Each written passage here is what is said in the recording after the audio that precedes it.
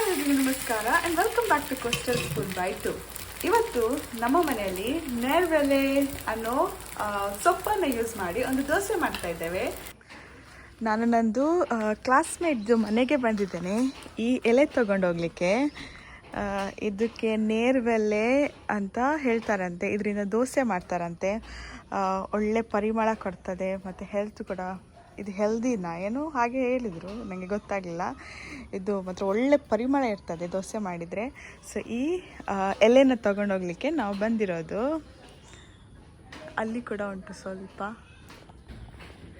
So ನಾವು ತಗೊಂಡಿದ್ವಿ already. ಇವಾಗ ಇದನ್ನು ತೊಗೊಂಡು ಮನೆಗೆ ಹೋಗ್ತೇವೆ ಮತ್ತು ದೋಸೆ ಮಾಡೋದು ಹೇಗೆ ಅಂತ ತೋರಿಸ್ತೇವೆ. ನಾವು ಈ ಥರ ಗೆಲ್ ಹಿಡ್ಕೊಂಡು ಬಂದಿತ್ತು. ಇದನ್ನು ಹೇಗೆ ಕ್ಲೀನ್ ಮಾಡೋದಂದರೆ, ಇದಿತ್ತಲ್ಲ ಈ ಥರ ಬ್ಯಾಕ್ ಸೈಡಿಂದ ಕಟ್ ಮಾಡ್ಕೊಳಕ್ಕಂದ್ರೆ ಇದ್ರ ಈ ಥರ, ಆಮೇಲೆ ಈ ಥರ ಎಲ್ಲ ಎಲೆನ ತೆಗೆದು ಆಮೇಲೆ ನೀರೆಲ್ಲ ಕ್ಲೀನ್ ಮಾಡ್ಕೊಂಡು ಆಮೇಲೆ ಅಕ್ಕಿ ಎಲ್ಲ ಕಡಿಯುವಾಗ ಇದನ್ನು ಹಾಕೊಂಡು ಕಡಿದ್ರೆ ಆಯ್ತು.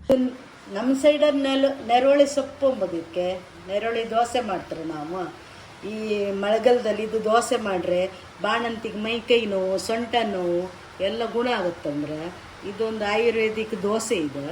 ಮತ್ತು ಇದಕ್ಕೆ 2 ಕಪ್ ಬೆಂತಕ್ಕಿ, ದಪ್ಪ ದೋಸೆ ಅಕ್ಕಿ, 2 ಕಪ್ ಬೆಳೆಬೆಂತಕ್ಕಿ ಇದು, ಮತ್ತು ಒಂದು ತೆಂಗಿನಕಾಯಿ, ಒಂದು ಸ್ವಲ್ಪ ಬೆಲ್ಲ, ಸ್ವಲ್ಪ ಉಪ್ಪು.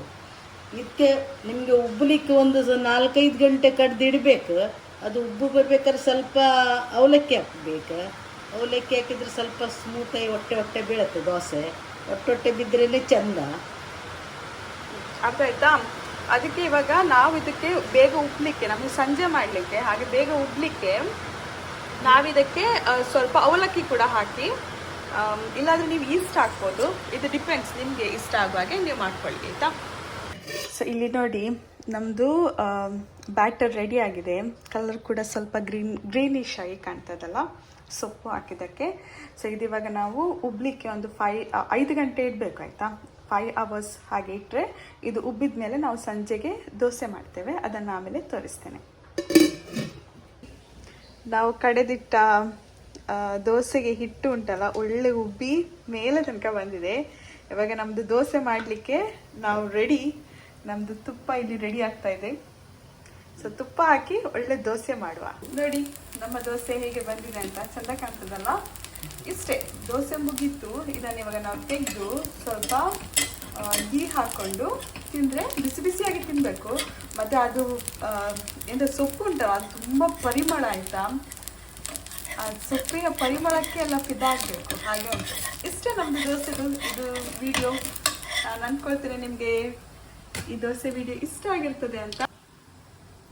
ನೋಡಿ, ಸ್ವಲ್ಪ ತುಪ್ಪ ಹಾಕ್ಕೊಳ್ಳೋದು ಮತ್ತು ಬಿಸಿ ಬಿಸಿಯಾಗಿ ತಿನ್ನೋದು. ಹಾಗೆ ಇನ್ನೊಂದು ದೋಸೆ ಮಾಡ್ಕೊಳ್ತಾ ಇದ್ದೇವೆ.